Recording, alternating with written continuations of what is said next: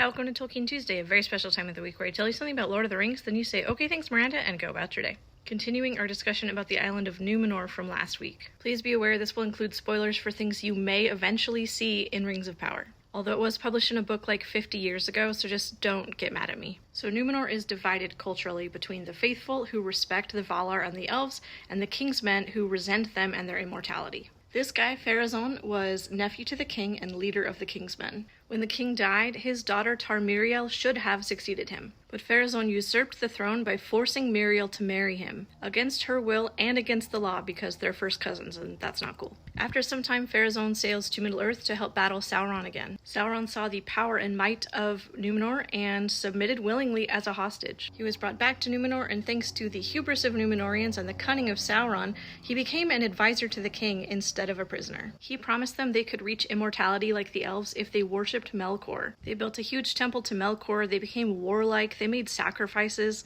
It was bad news bananas. Sauron eventually convinces the Numenorians to send a fleet of ships to attack the Valar and claim the Undying Lands. Very silly of them. The Valar sent warnings, which they ignored, so they called upon Eru Ilúvatar. Eru broke apart the world, and the Numenorian fleet, as well as the island itself, were swallowed by a chasm in the sea. After this, Numenor was called Adelante, the Downfallen, in case there was any doubt in your mind that this is Tolkien's take on the myth of Atlantis.